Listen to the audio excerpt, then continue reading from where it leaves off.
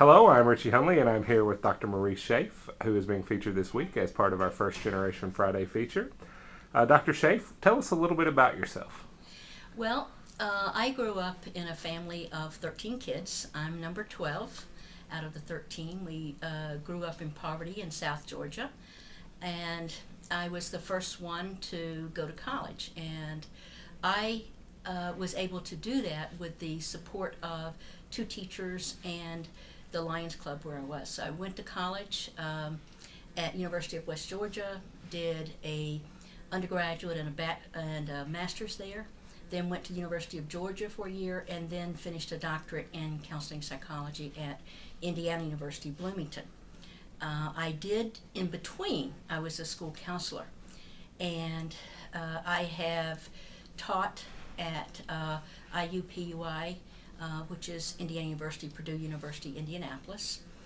I have taught at Ohio University, at Boston University overseas, at Rollins College, and I have really been excited to be able to do workshops, not only throughout the U.S., but also I have done workshops and presentations in Europe and in Thailand and in Mexico, in Canada. I was also part of a team of college professors that went to China. So I've been really pleased to have done these things because when I was growing up, I used to look up and see planes and think, oh, if I could just do something on a plane, I could go somewhere. So my initial was maybe I could be an airline stewardess. My family, especially my mother and father, they had never known anyone to go to college. So it's kind of humorous that my mother said to me when I said I wanted to go to college, she said, well, college is for rich folks who don't know what else to do with their money. People like us, we don't go to college. Well, my mother had a 7th grade education. My father had an 8th grade education.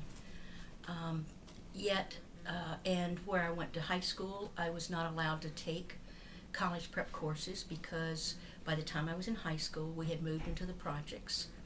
My mother and father were divorced, and when I went in to see the guidance counselor there, he said, you people don't know what you want one day to the next, much less a year from now. So you're not wasting my time by coming in here. So I had two teachers that were like, you don't have to take that. You can go. You do have the intelligence to go. And they continued to encourage me and continued to say, hey, you really need to be going. And so that was the thing for me that was just such an impetus. Along with the reason that I went into counseling was I wanted to be able initially to just be a school counselor so that I could be helpful to an array of students and a diversity of students where it didn't matter what your socioeconomic status was, what your parents were, what your ethnicity was, what your religion, any of that. And then it said, oh, it needs to be more. So I went on for a doctorate so that I could be teaching. And my goal is to teach in such a way that none of the students that leave the graduate counseling program will ever say the thing that my high school guidance counselor said. I don't want any of them. I don't want any of them to say, you people don't belong. I want everyone to be able to say, yeah, there's an opportunity here, and you can go, and you can find ways to go. And it's sometimes difficult, but you can find ways to go. And for me, initially, it was a Lions Club loan, and then it was working at the college, and then it was other types of things. So I just really appreciate it and want to spend time giving back. Okay. Tell us a little bit about your first year in college. What was that like? The first year in college was, uh, it was sometimes funny, it was sometimes struggling, it was sometimes feeling unhappy. And the reason was that when I got there, I was like, I don't know what it's like to be in college. I don't know what's expected of me. I've never known anyone to go to college. Uh, no one has told me what I need to do or how I need to behave, and so I was in a fortunately I was in a small, what they call the overflow, and as it turned out, there were 3 bedrooms in this house, and there were 12 students and the house mother, who had the 4th bedroom. And I was, on the one hand, I was scared to ask anybody what I needed to do because I thought everybody else already knew. But on the other hand, it was like, how do I find out? How am I supposed to dress? How am I supposed to talk to people? And there were times when I guess I would say that it was greater anxiety until I finally understood by talking to some of the other 11 people in that house, in Gun House, that there were others in there who didn't feel as though they fit either. So the more involved I was, the more I reached out, the more I learned that there were other people like me that felt uncomfortable and needed to feel involved. And I will also say that my first year, because um, sometimes people who know me now find it hard to believe, but I was very shy. And that also added to, how do I talk to anybody? And I literally set a plan for myself where I said, I will need to speak with 3 people a day. And a day to me was by 4 p.m. And there were days when it was 3 o'clock and I still hadn't spoken to anyone. I'd walk through campus sometimes with my head down, or trying to look someplace else so as not to make eye contact. And gradually I would say hello and walk really fast, hoping that they didn't turn around and speak. And I did that, and it was very small steps initially. And then the more I reached out, the more involved I got in what was going on campus, the more I found out, wait a minute, I do belong. People do want me here. And people appreciate the fact that I'm here. And other students who are first generation are appreciated. And other people, regardless of background and ethnicity and religion, race, all of those things, it's okay. We're appreciated. And that made a big difference. So, what did it mean to you to be a first generation college student? Oh, I tell you, it has such deep meaning for me. Thinking about how that, growing up in such poverty and looking around me and saying, well, yeah, I could, I could stay and maybe marry a farmer. There were options like a mobile home factory. I could do what my sisters had done and leave South Georgia and go to Atlanta or Jacksonville and work for the phone company. There was just something inside of me, and sometimes people call it the fire in your belly, that I wanted to do more than that. I wanted to expand. I wanted to travel. I wanted to move outside of that world where I felt like I was a hamster on the wheel. And what it meant for me was, it meant that my horizons were expanded. It meant my worldview was expanded. It meant that I was filled with so much more meaningful experiences, and being able to truly learn and developing critical thinking. And it also meant that I could meet people of a wide range of experiences themselves and cultures. And it was exciting. And if I had not taken that risk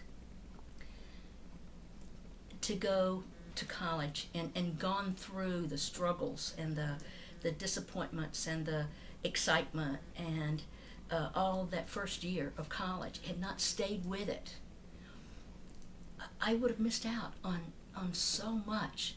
And especially I would have missed out on such interesting people I would have missed out on such interesting experiences and cultures that I've had a chance to experience. The people I've been able to meet. And I would have missed out on my own empowerment. I might have stayed that withdrawn person. I don't know. I certainly hope that I wouldn't have ended up with 13 kids like my mother. I have 3 adult children. And for me, I would not have allowed myself to grow. I would not have allowed my brain to expand in knowledge and experiences. So there's just so much meaning for me of having taken that step to go, rather than staying where it probably would have felt a little bit more comfortable, because I knew what it was like to be poor. I knew what it was like. I loved my family. They're terrific. They really are. And at the same time, I wanted to love them and also love myself and what might be and what the potential could be. And our last question today is the one that I really enjoy asking, because it provides a good final conclusion to the interview. Is, what is the best piece of advice, the one best piece of advice you could offer for other first generation students? I think, to me, the best piece of advice is to keep the faith in yourself, so that if you can say, I can believe that I can, if I persist, I can master some aspects of my environment. I can influence some aspects of my environment. And it will be like walking with a lantern. If you can keep the faith in yourself and say, if I have this lantern, if I stand where I am, I'm going to light only the space where I am. If I keep moving forward even a little bit in this darkness, because that's what new experiences are. It's the unknown. So if I move the lantern forward, now I see a little bit more, and I keep moving it a little bit more. And if I raise it higher, not only do I move, but I say, hey, I want to raise my eyes so that my goals get to be a little bigger, and I raise it higher, I see even more and even more.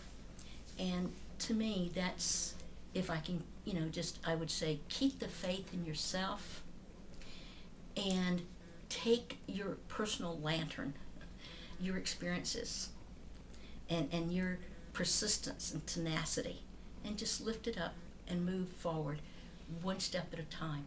And when you lift the lantern, you'll see in that light, you'll see other people out there willing to support you and encourage you. And you'll see other people like yourself going, you know what? It's unsteady, it's uncertain. Yet the more that I do it, the more that I practice it, the more I know I can start meeting my goals. I know I can do that. And I've seen it with individuals who are first generation like me. I've seen it with people who have become not just counseling and psychologists. I've seen it with people who've become physicians or teachers or entrepreneurs or business people of all types, and nurses, and just a whole array of whatever individuals want to be, engineers. I saw it a lot when I was working with Lockheed Martin, for example, as an executive coach and career coach. I saw people there who were coming through and going, yeah, it is my first, this first step into college. So we take the risk. And we can take the risk if we have faith in ourselves enough. And I always say to individuals that if you don't have faith in yourself, borrow the faith of someone who believes in you until you can believe in yourself. And that's what I think I had to do. I had to borrow the faith of Miss Estelle Roberts and Miss Irma Wade, the 2 teachers. I borrowed their faith and their belief until I had some of my own. Dr. Shafe, we would like to thank you for sitting down with us today, and we hope that that everyone will join us each week on First Generation Friday. Well, thank you so much for inviting me.